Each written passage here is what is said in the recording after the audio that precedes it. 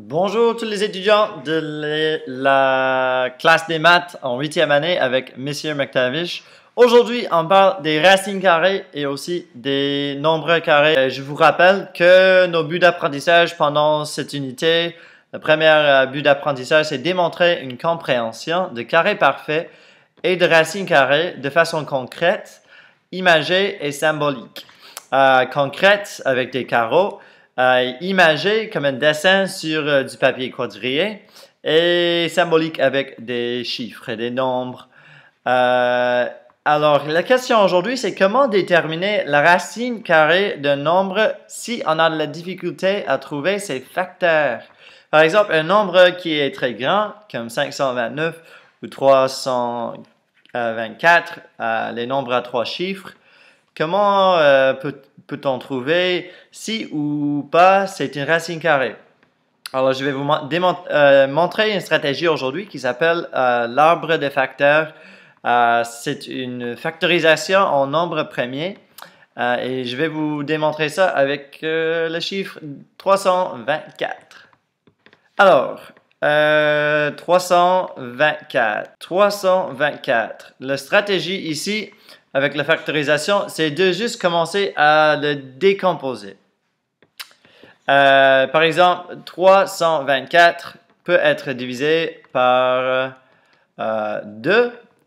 Et si on divise ça par 2, ben, moi je sais que 150 fois 2, c'est 300. Alors, je vais faire 150 fois 2, c'est 300.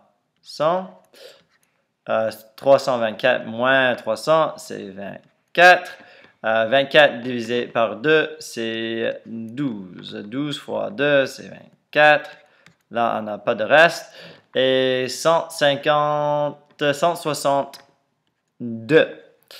Alors, ici, on a un nombre premier. Et le but ici, avec un arbre de facteurs, c'est de décomposer un nombre en ses facteurs premiers.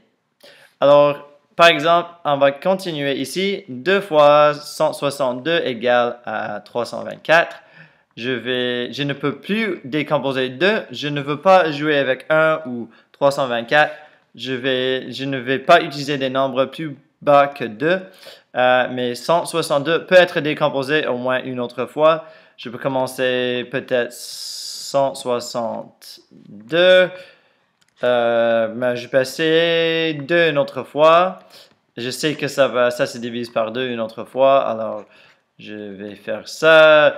Je sais que 75 fois 2 égale 150. Alors, ça reste 12.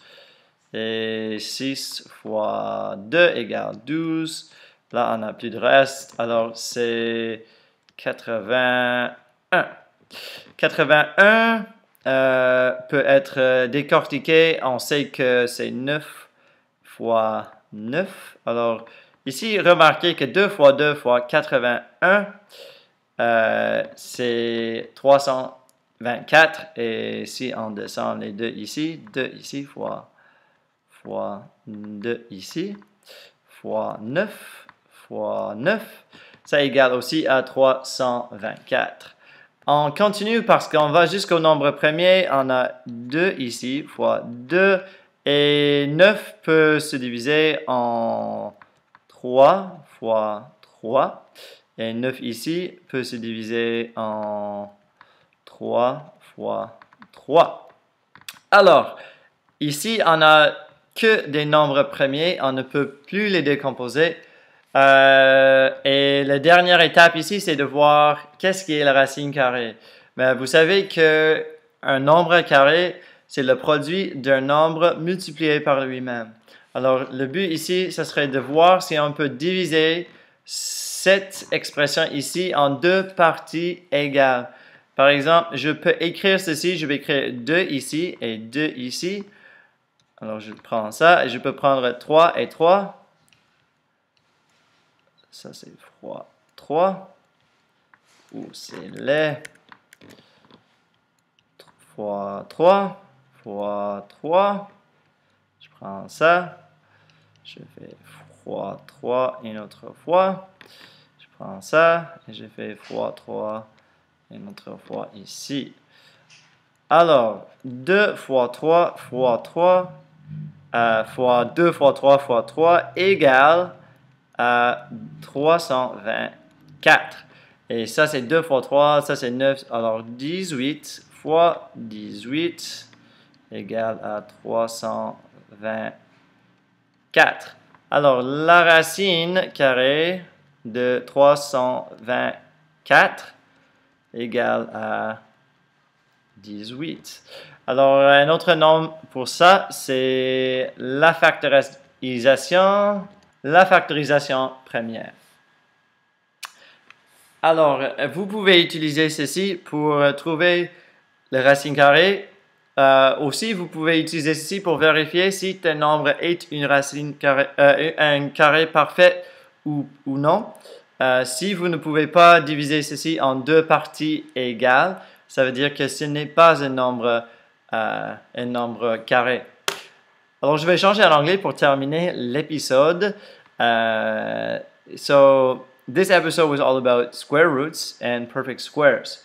And I said right from the start that, sometimes you get numbers, you're asked to find whether a number is a perfect square or to find its square root. And the number is pretty big, and to find its factors can be a big task. It can take a long time. It has a lot of factors. It's a lot of work. So one strategy you can use is to use a factor tree, and you can kind of see that this does kind of look like a tree with the branches a little bit. The idea is to break the number down into its factors, dividing it one step at a time into its prime factors. And once you get it into its prime factors, you can look at the prime factors and try to divide the entire expression into two parts. If you can get two equal parts, then you can figure out what the square root is of the initial number. If you cannot get the final expression into two equal parts, that means that the initial number was not actually a perfect square.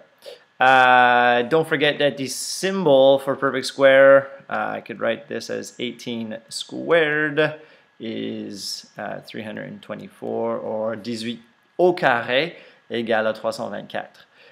Thank you guys for watching. This was all about finding the square root or determining if a number is a perfect square with factor trees. Merci beaucoup d'avoir regardé cet épisode et bonne chance, bonne soirée. Merci.